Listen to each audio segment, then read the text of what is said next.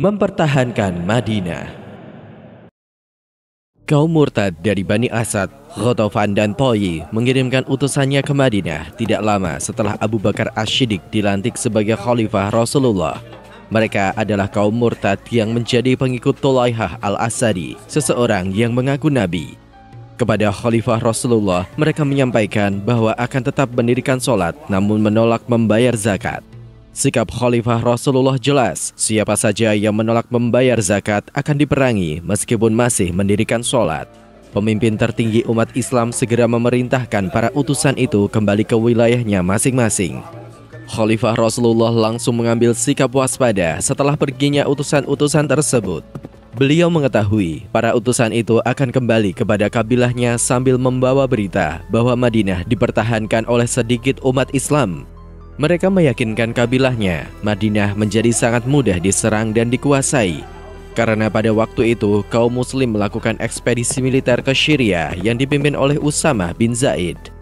Atas perintah Khalifah Rasulullah, pos-pos keamanan dibuat pada berbagai penjuru kota, terutama tempat-tempat strategis dan terbuka.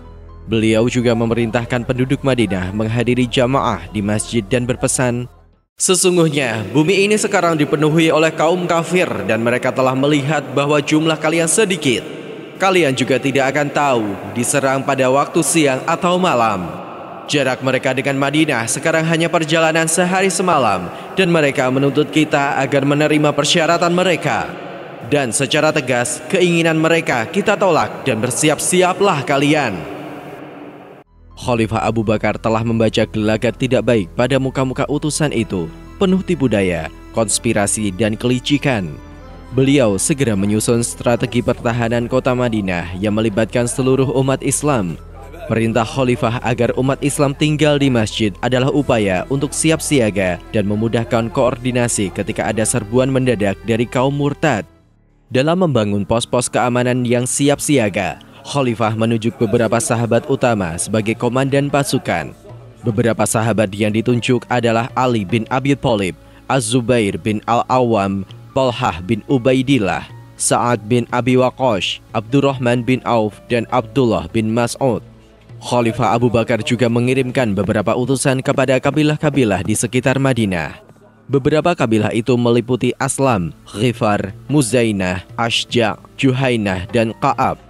Khalifah Rasulullah juga memerintahkan kabilah-kabilah itu agar turut berjuang melawan kaum murtad. Perintah khalifah itu dipatuhi sehingga Madinah dipenuhi oleh para personil kabilah yang siap bertempur mempertahankan agama yang dibawa oleh Rasulullah. Bukan hanya personil pasukan yang datang ke Madinah, kabilah-kabilah itu juga mengirimkan unta dan kuda. Suku Juhainah mengirimkan setidaknya 400 personil lengkap dengan unta dan kuda. Pemimpin suku Juhainah, Amr bin Murrah al-Juhani, membawa 100 ekor unta dan kuda yang langsung diserahkan kepada Khalifah Rasulullah. Sedangkan kaum murtad yang bermukim jauh dari Madinah, Khalifah Abu Bakar mengirimkan surat kepada wali negeri yang masih berkomitmen kepada Islam agar memerangi gerakan kemurtatan di wilayah mereka. Khalifah Abu Bakar juga menginstruksikan agar seluruh umat Islam di wilayah itu turut membantu perjuangan melawan kaum murtad. Yaman menjadi salah satu basis gerakan murtad yang dipimpin Al-Aswad Al-Unsi, menjadi pusat perhatian Khalifah Abu Bakar. Beliau kemudian mengirimkan surat untuk umat Islam di Yaman. "Amma ba'du, bantu dan dukunglah putra-putra untuk menghadapi orang-orang yang melawan mereka. Dengarlah Fairuz dan berjuanglah bersamanya, karena sesungguhnya aku telah mengangkatnya sebagai pemimpin." Fairuz adalah seorang Persia yang telah menjadi muslim dan diangkat sebagai pemimpin di Yaman oleh Khalifah Abu Bakar.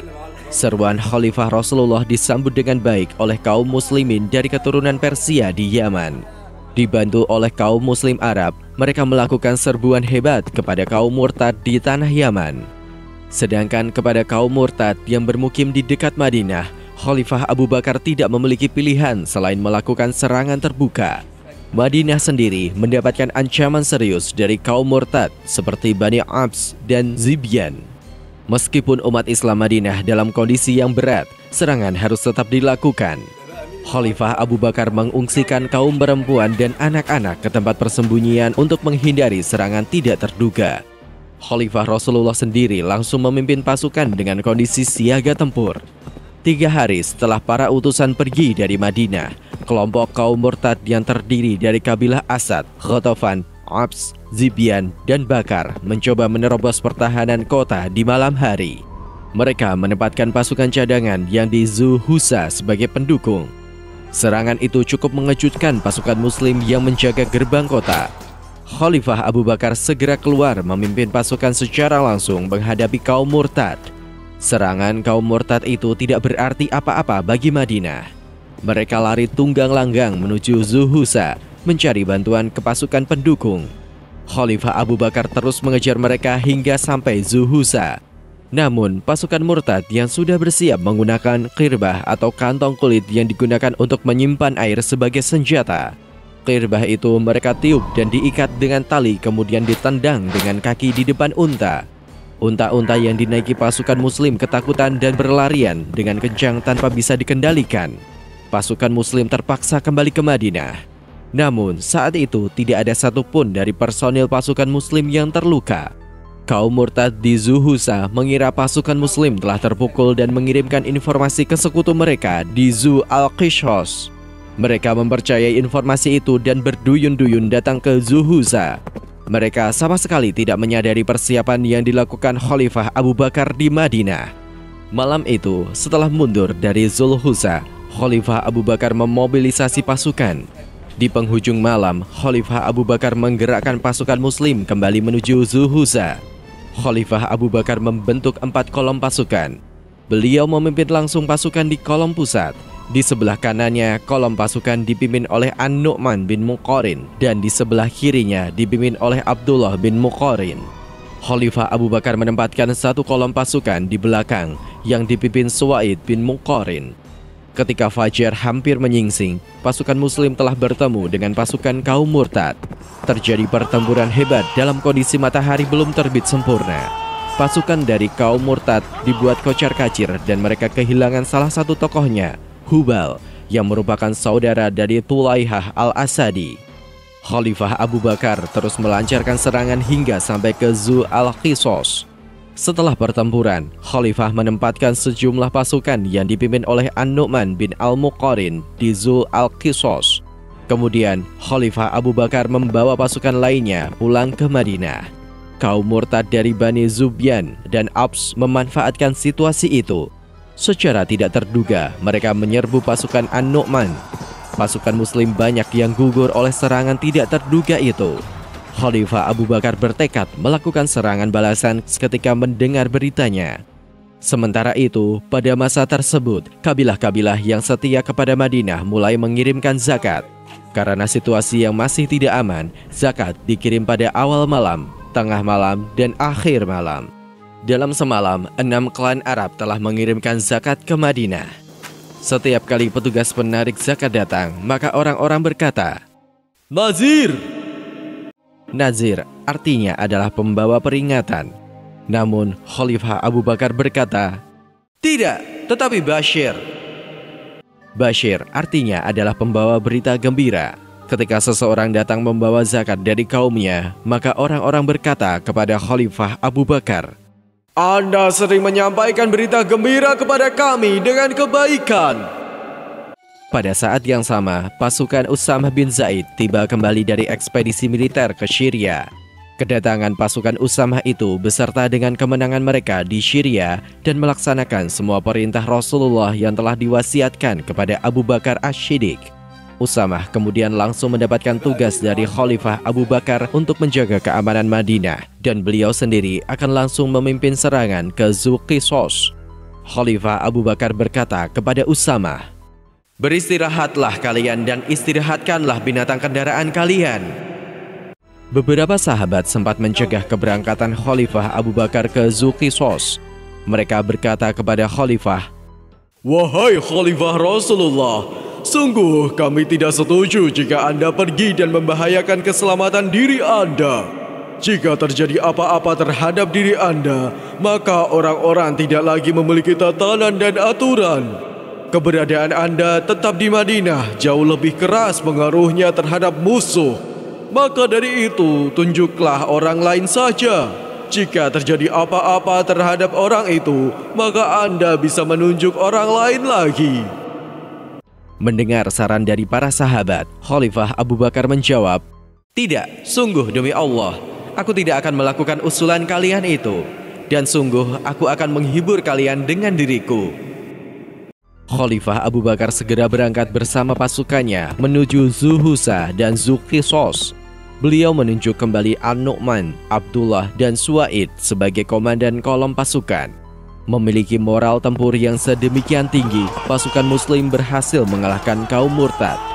Pada penyerbuan terhadap penduduk Ar-Rabzah di Al-Abrok, pasukan Muslim berhasil menangkap Al-Hutoy'ah, salah satu tokoh mereka. Sedangkan tokoh lain seperti Al-Harith dan Auf melarikan diri.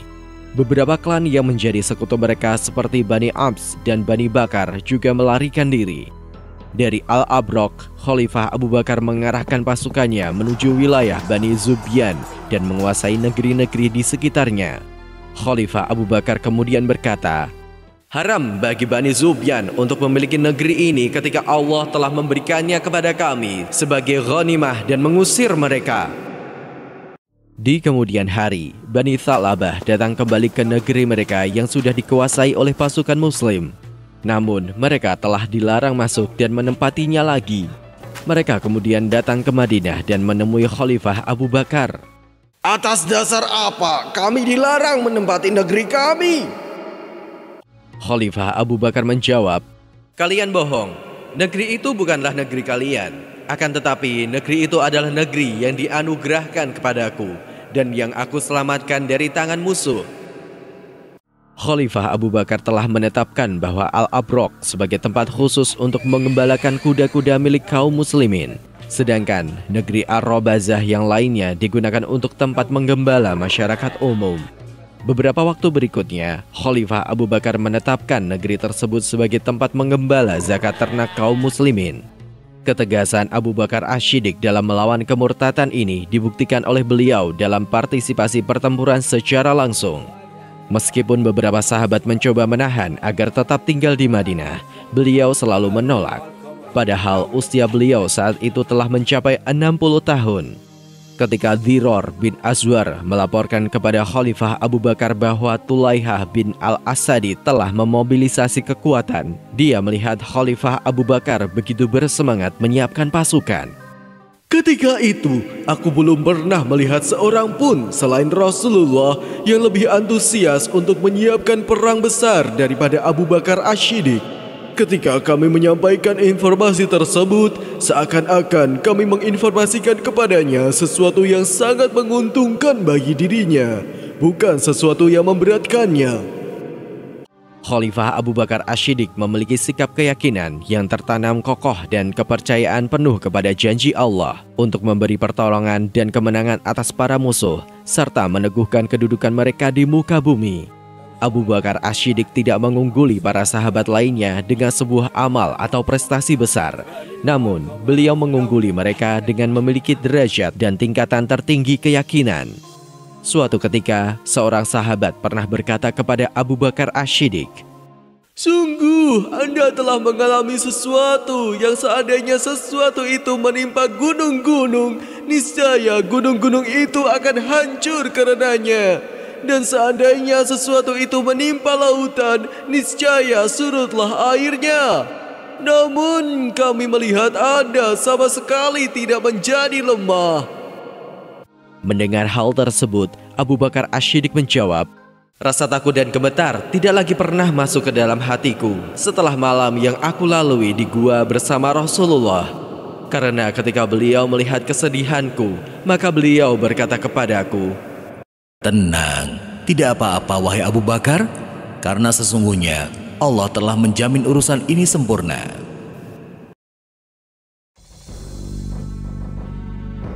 Penulis naskah Abdullah Hasan, ilustrator Yudi Toto, narator Diah, Rashid, dan Putra, musik Agusti M, editor Nur Hafila, produser Haidar Ahmad Furqoni, diproduksi oleh Kastari Sentra Media.